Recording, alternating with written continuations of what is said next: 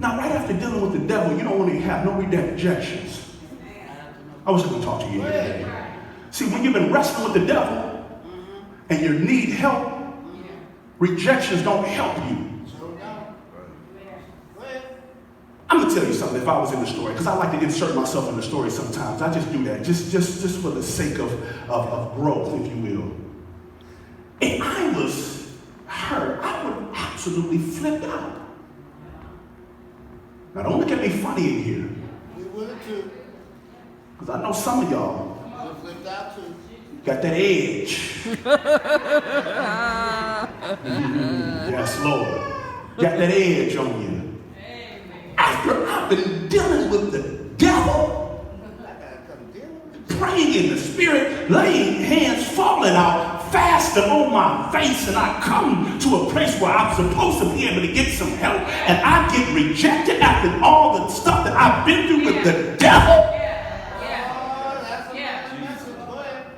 Lord, help me in here. They would have had to turn the cameras off. It might have been a fight up in there. Right. Lord, help me in here today. I'm just like that. Y'all pray for me. I told y'all more spiritual than me. Y'all pray for me. I'm getting there.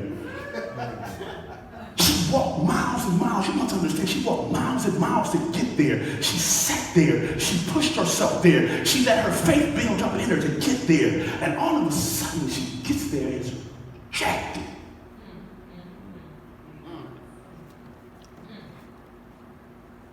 The disciples talking about send her away. She's crying after us. So the people who could help her in the community of faith that she had didn't. Where you going? Oh Lord, help me here today. That's not really it. And let me tell you something. Let me give this little insert. When you start maturing in your faith, people's rejections don't stop you. When you've been called to a place, when you've been demanded to be at a place, when you understand the demand on your life, when you understand the faith that you have, people's rejections don't move you. When you mature and start walking and understanding that your life has a demand on it and that faith has to arise up in you and that things have to come up out of you, people's rejections are just a consequence of just people in general. When people let other people move them out of position, I know they're carnal and you don't want to be bothered with them anyway. Because when you have a real need and real stuff is coming up out of you, you start saying, listen, I ain't even hearing that. I mean, the woman drove past it like she didn't even hear what they said. She didn't even answer them. She didn't even say, y'all don't understand what I've been through. And y'all don't even know who I am. Y'all don't even know where I come from. Y'all don't even know how long I pray, how much I've been through. She didn't say nothing to them because she understood that what I need from God demands that me blow past you and ignore what you are saying right now. My issue is not that the disciples did it. People do all kinds of stuff. Leaders do all kinds of stuff. That's not my issue. They're just men. My issue is with Jesus.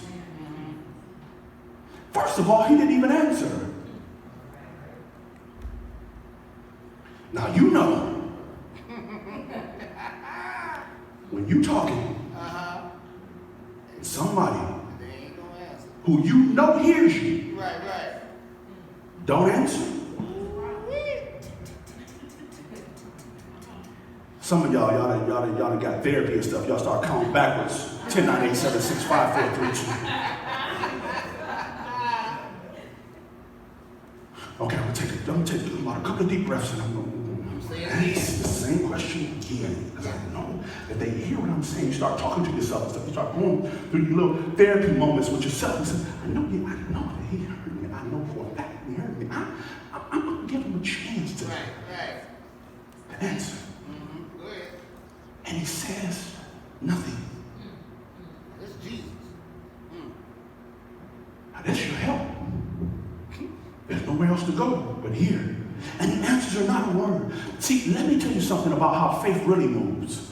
Faith really moves through you first. It doesn't accomplish anything outside of you, it moves through you. And if you can handle even God's silence, something something will rise up in you greater. But you have to be willing to deal with God's. And I know we Pentecostal. We are a Pentecostal church. We are filled with the Holy Spirit, baptized in fire, speaking in tongues. I know we are. And I know that some of us act like God speaks all the time. He speaks all the time. He tells us if we need to wear red or blue or shoes or dress shoes or all of that. I understand that. And I'm good with that. But I'm of the persuasion that God does sometimes just get silent. Right. He does. Yes, he does. Yes, he does. Like he just silent. And I know he can hear. I know he hears very well. He can hear my thoughts while they're far off. So I know that when I open my mouth, he can hear me, but he says nothing. God will get silent. I tell people all the time, see, there's a season where church don't even work. And when church doesn't work, it's because God got silent. I wish I could talk to you in here today. Because church don't work because of people. Church works because of God. I wish I could talk to somebody in here today. So there's a season where church don't work because there's a season where God gets quiet. And you think it's the church's fault, but it's really, I wish I could talk to you in here today. It's really God's fault because God got quiet. Because nobody in here makes it work. God makes it work. He pulls us all together, uses us as resources, and makes it work. So if it's not working, it's not the people. It's God. It's God. Make that plain. answer is not a word. Then he answers her. He says, I'm not sent to people like you. Oh, wait. Go ahead, break that one down. Woo, Break Jesus. it down. Go ahead, Pastor. If I was this woman, I'm telling you, I would Lord, lose my mind. I would have to really pray in the spirit if I was this woman here. He says, I'm not sent to people who look like you. Wow. Give it to her. Now, if there's anything that infuriates you, Go ahead. somebody in social culture. Yes. I'm a strong black woman. How dare you insult my culture? I'm strong. I come from Harriet Tubman's back bloodline. I'm strong.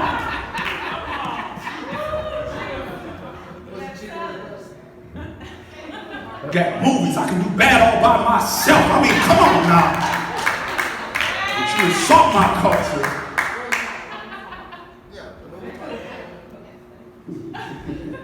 So y'all would have been in the story like me. I know y'all crazy.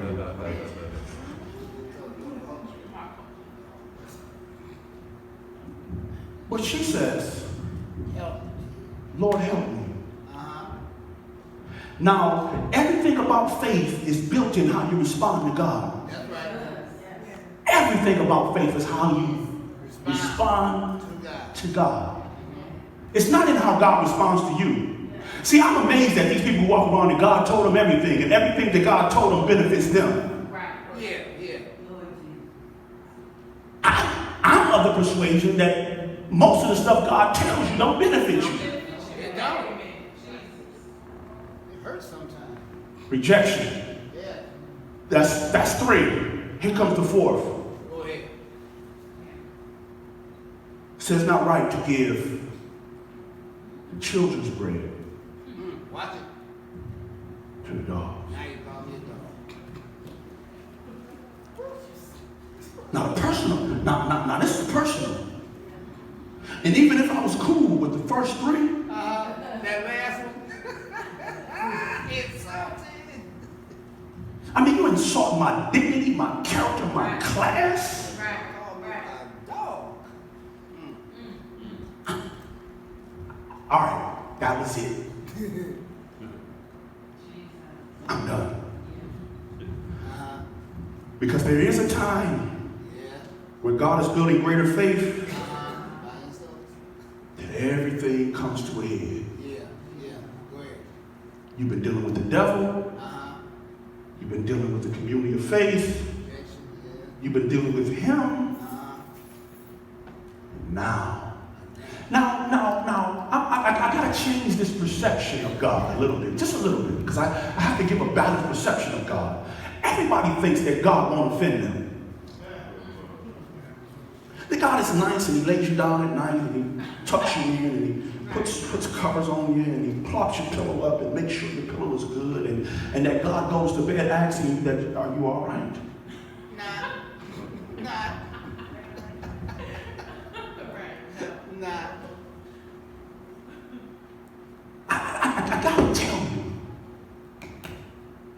does offend, even in your crisis. You don't believe me, do you? Let's John 6:61. John 6:61. He says this.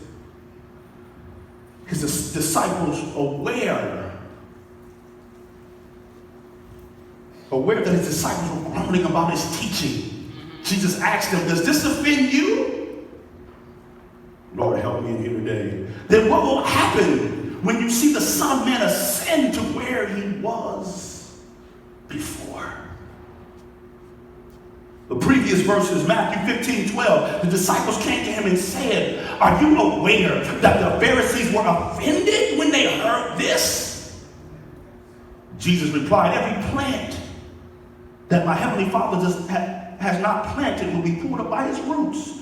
Disregard them. They are blind guides. If a blind man leads another blind man, both will fall into a ditch. Yeah.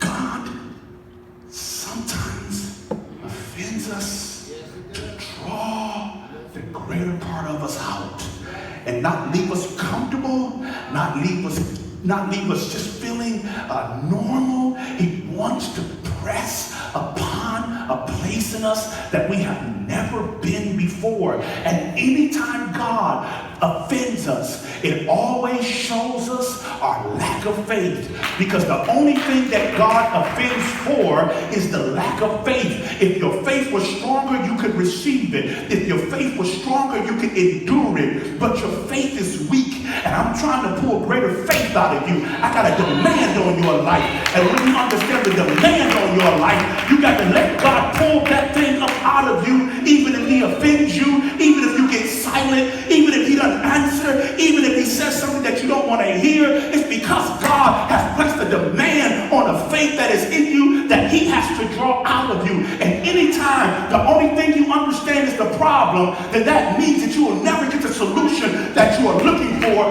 because it's not about knowing the problem, it's about knowing the demand. And I got a demand on my life. I don't want to hear about the problem. I want to hear about the demand on my life. And the woman stood there because she knew, I got a demand on my life. I'm not looking at the problem. I'm looking at the demand on my life. There's something trying to be drawn out of me that I need to come out of me. And I can't just focus on my problem.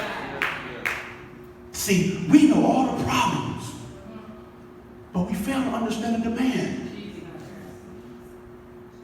And when you fail to do that, you'll let the demand go, even the demand is pulling out something greater in you.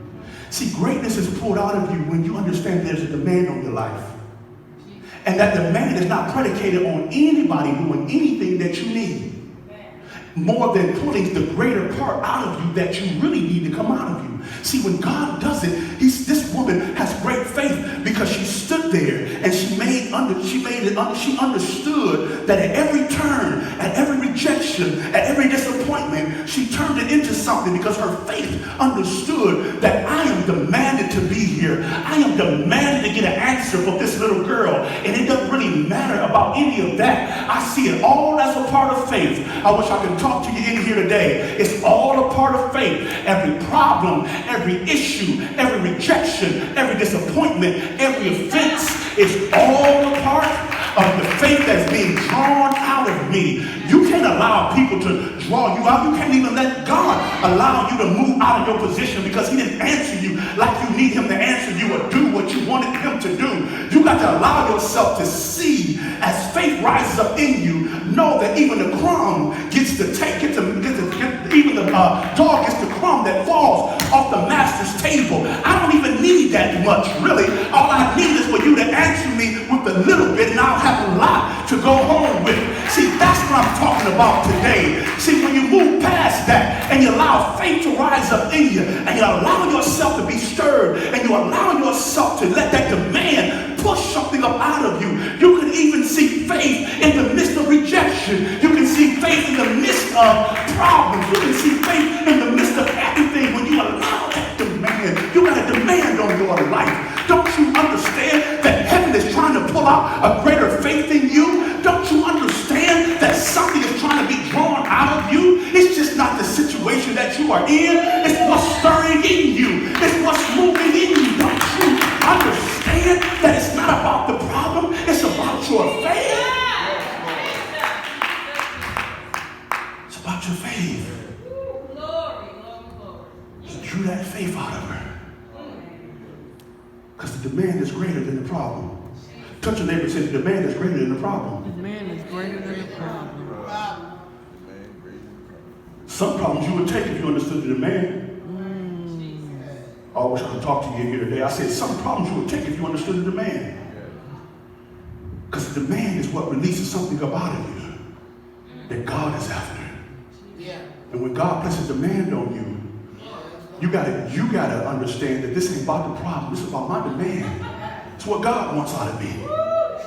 Oh, I wish I could talk to somebody in here who was ready to move to another level of faith. It's about the demand on my life. It's about the demand on my life. It's about the demand on my life. It's not about you. It's about the demand on my life. It's not about them. It's about the demand on my life.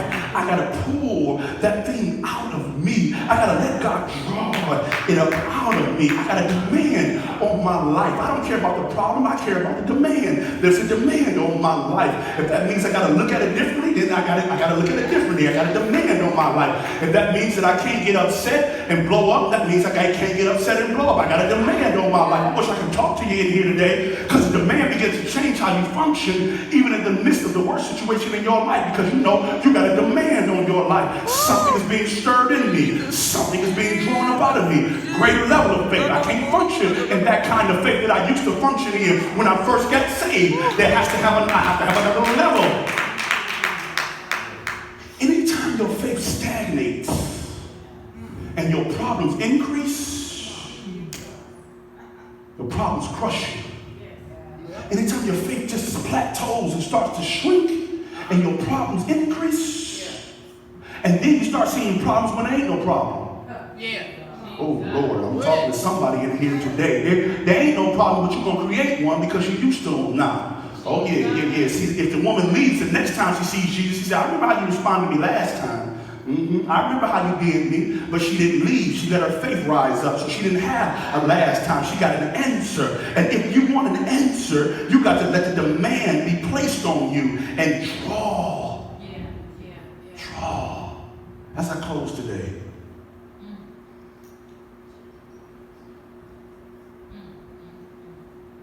I was sitting with our area bishop who functioned for the greater Cleveland area, and it was me, him, and another pastor. And I had a marvelous conversation. He was just talking, sharing,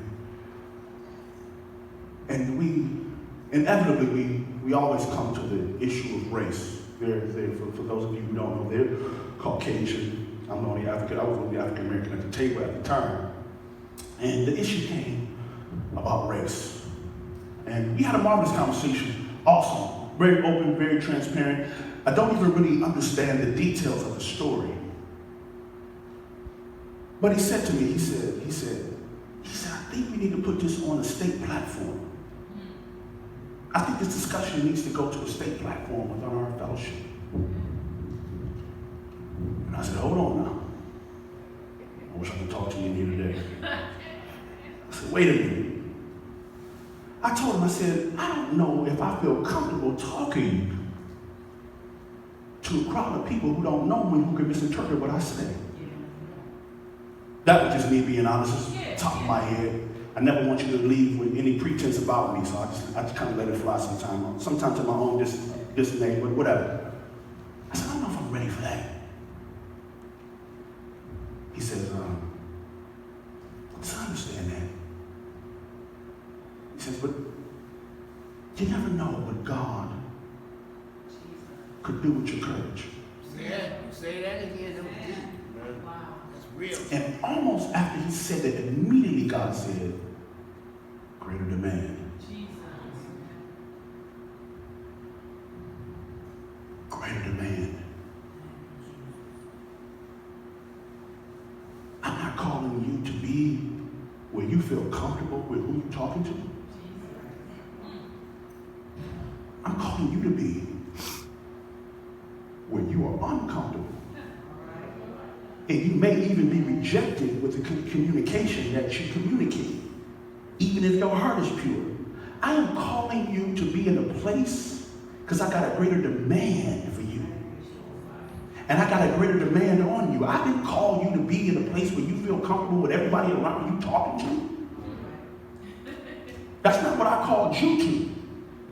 I called you to something else. And immediately I was convicted because I realized that greater demand doesn't always come with problems. Greater demand sometimes comes with anointing for the problem. God should not always have to pull out greater faith in us through problems. Sometimes we need to recognize our anointing and impose our anointing on the problem. But when you've stayed immature so long, only way God can get you to mature is create greater problems to allow greater faith to come up in you, and then maybe you will take that greater faith into a problem that you don't have.